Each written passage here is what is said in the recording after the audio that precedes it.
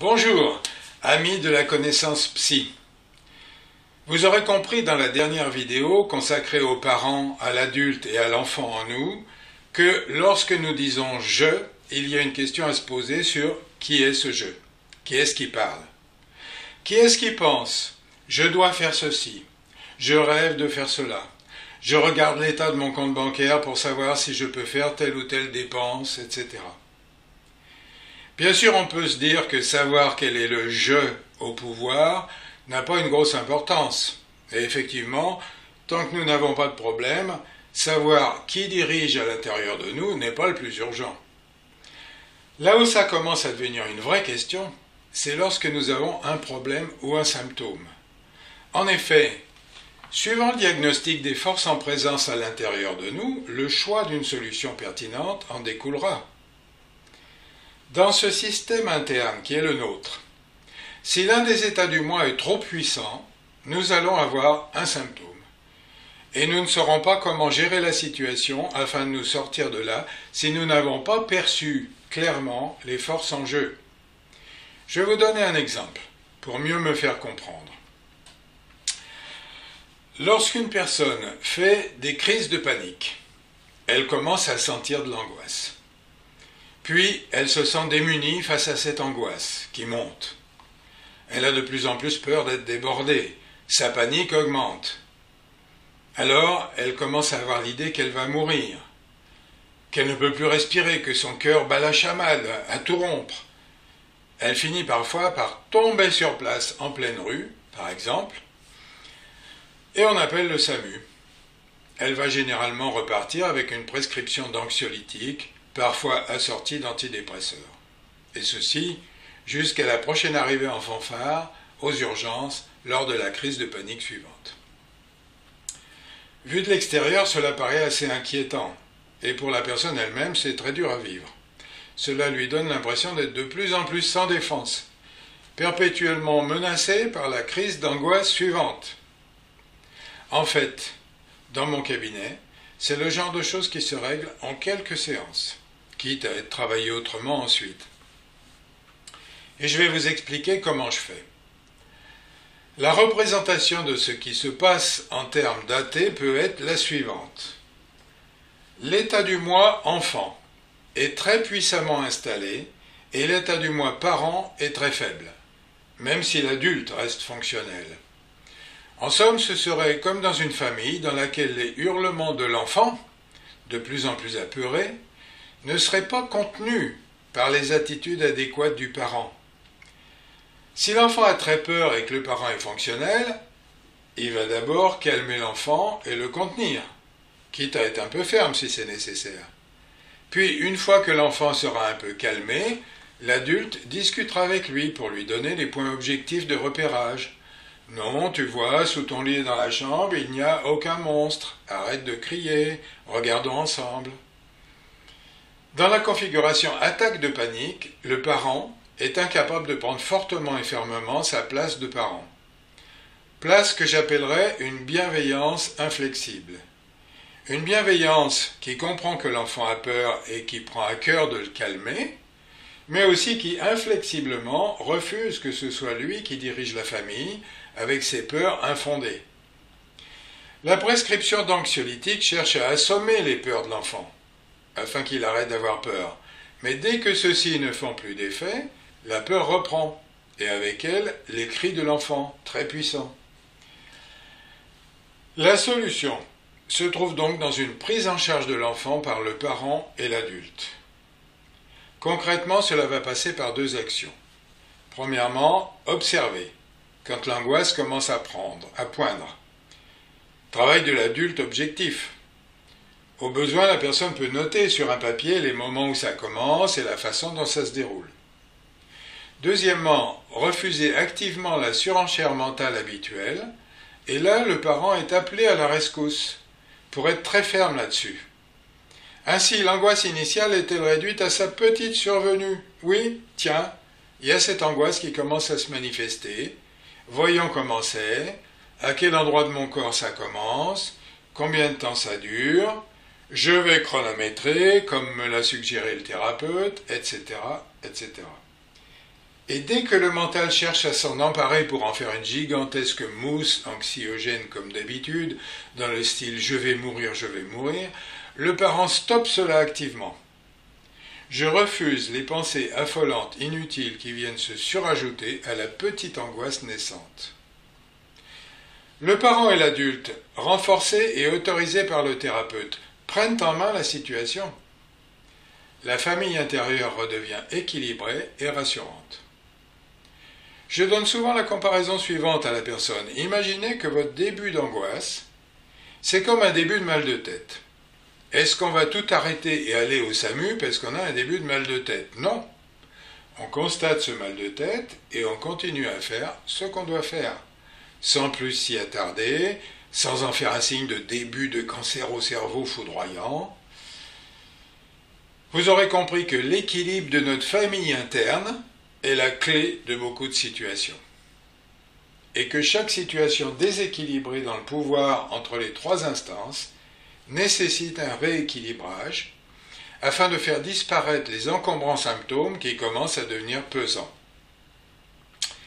Mais, et c'est l'objet de ma vidéo d'aujourd'hui, si la structure du PAE reste une colonne vertébrale, toujours utile à comprendre, il y a aussi de très nombreuses parties qui sont à l'œuvre en nous, pour diriger notre vie, ce qui n'est pas toujours pour notre meilleure réalisation.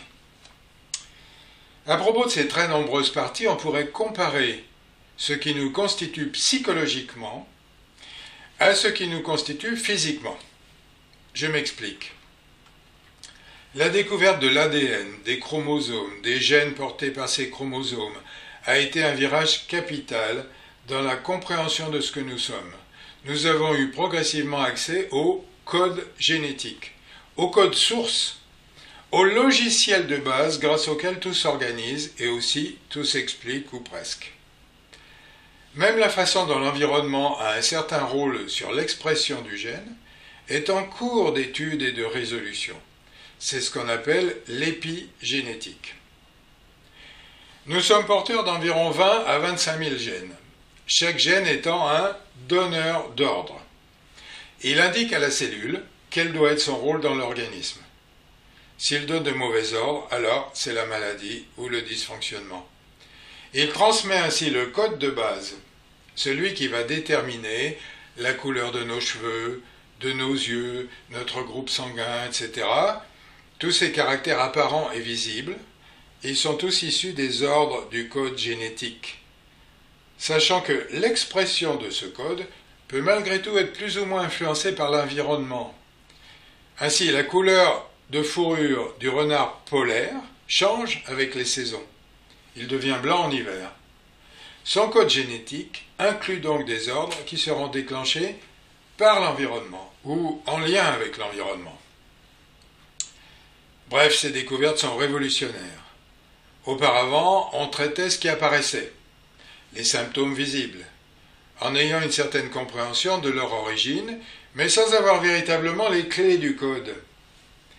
Depuis très peu au regard de l'échelle historique, nous avons accès au code, et ceci changera tout dans le futur. La médecine génétique est appelée à un développement capital, agir sur le code plutôt que traiter les dysfonctions visibles. Nous n'en sommes pas encore là, mais c'est bien ce qui se dessine. Et finissons sur cette remarque intéressante.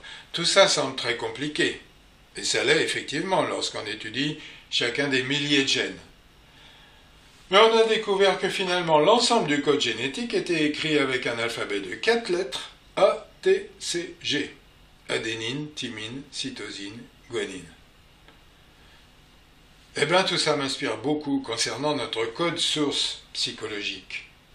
Celui qui influencera et expliquera aussi bien tout ce qui se passe en nous, psychologiquement, que ce qui se passe relationnellement dans nos rapports avec le monde et les autres. Les généticiens différencient le phénotype et le génotype. Le phénotype, c'est tout ce qui apparaît, c'est l'ensemble d'un individu comme on le voit. Et le génotype, c'est le code source non visible, sous ce phénotype. Évidemment, ceci évoque au psy que je suis la différence entre deux niveaux de notre vie et de nos comportements que j'ai appelé dans la vidéo numéro 9 de ma chaîne Zootipsy l'identité de fonctionnement et l'identité de base, la maison apparente et les fondations non apparentes de cette maison. Bref, ma formation vise à vous donner non seulement la façon de faire avec ce qui apparaît, les symptômes, les relations, le couple, le travail, la réussite, les freins, les émotions, etc., etc., mais aussi à découvrir les rouages du code source sous ce qui apparaît.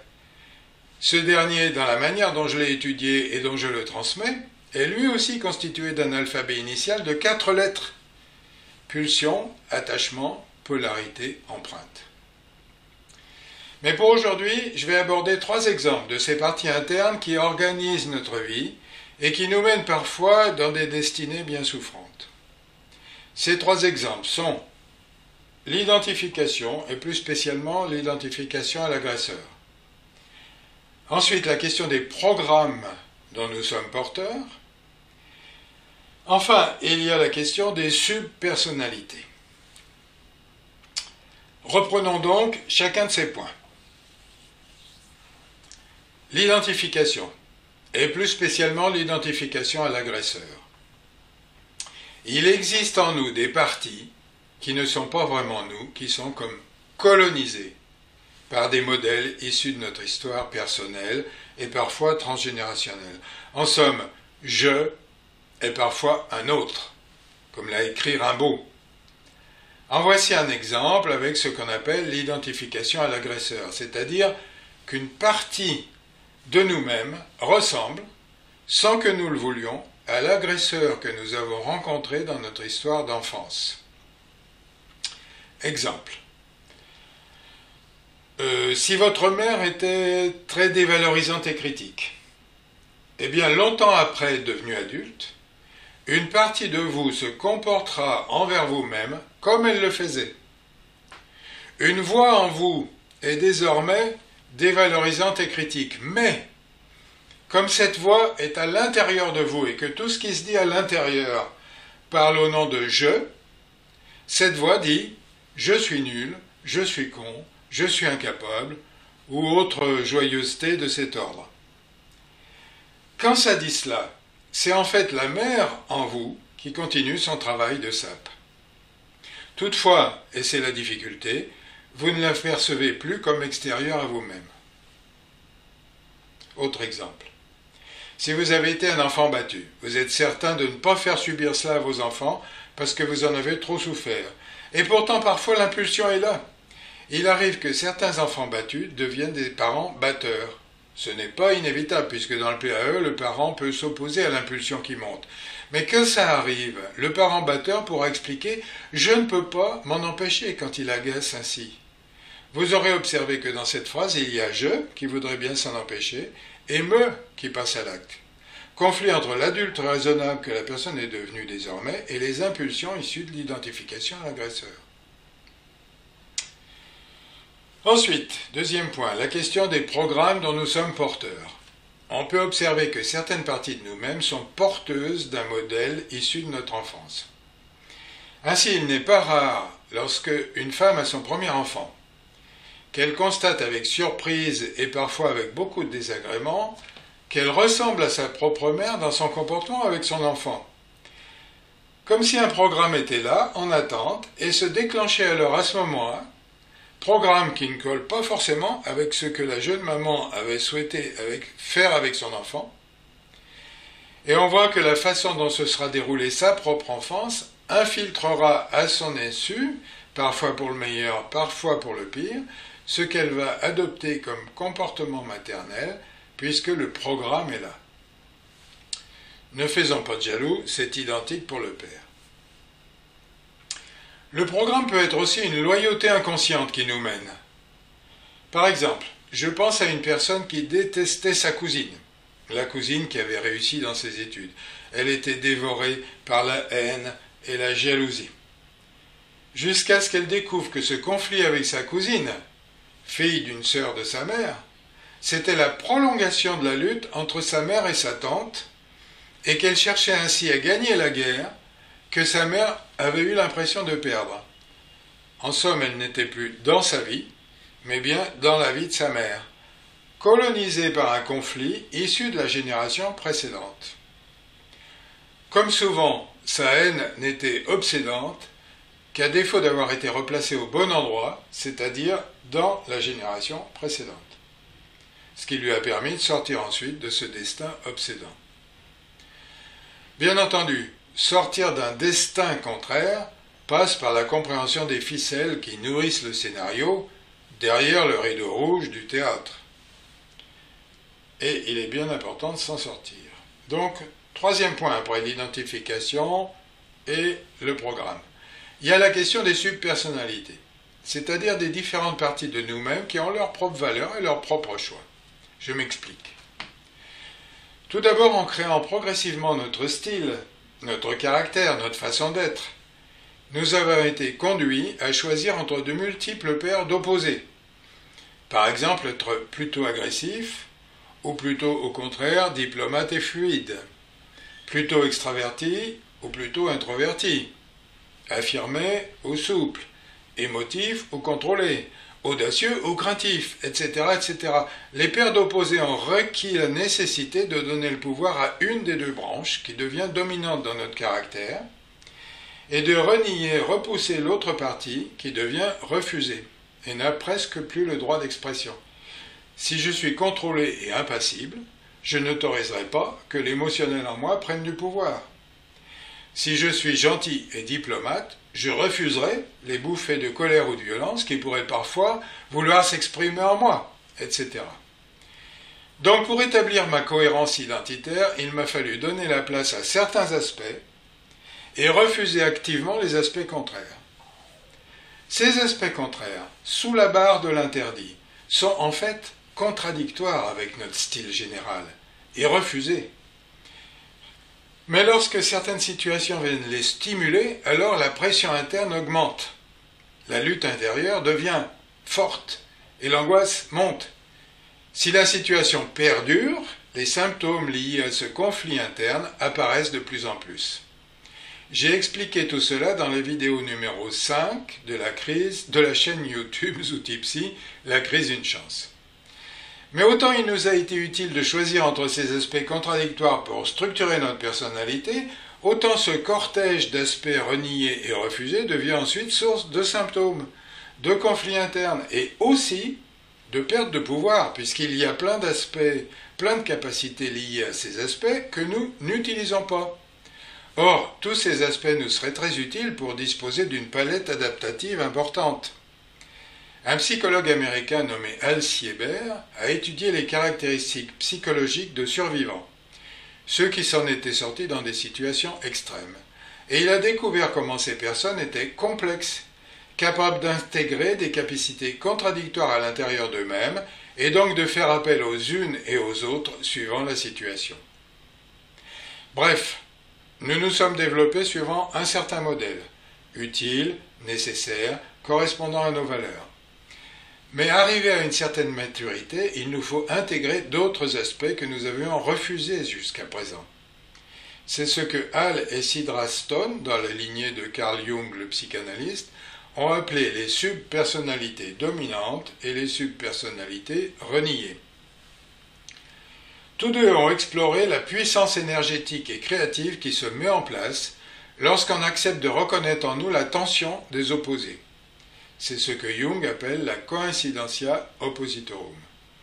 Se tenir consciemment et lucidement entre des parties contradictoires de notre personnalité développe ce qu'ils appellent un ego conscient, une capacité à sortir des pathologies qui nous travaillent et à déboucher sur des relations intimes, riches et belles.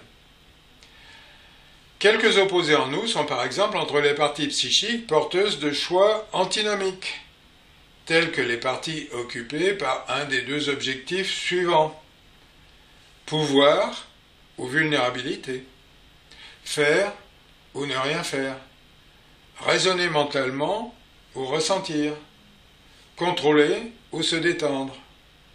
Pour faire ce chemin vers le développement d'un ego conscient capable d'entendre les arguments de chacune des parties opposées, la première étape, c'est de reconnaître qu'il existe en nous une partie opposée à notre choix dominant, et que celle-ci possède ses raisons et son utilité. Je vous indiquerai des exercices dans ce sens. C'est extrêmement libérateur. En fait, travailler sur le négatif en nous, sur ce qu'on a refusé et rejeté, c'est-à-dire sur tout ce qui se révèle freinateur et handicapant, c'est très puissant.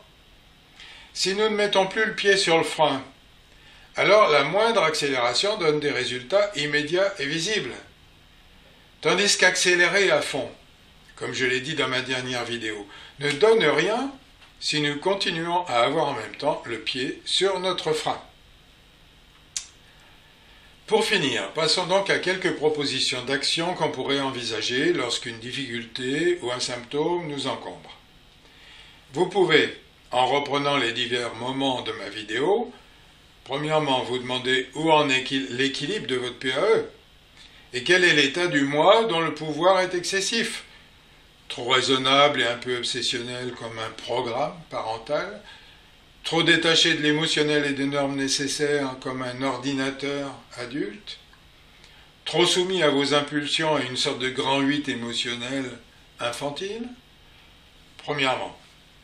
Deuxièmement, vous demandez quel serait le contraire de ce qui vous semble raisonnable et sain.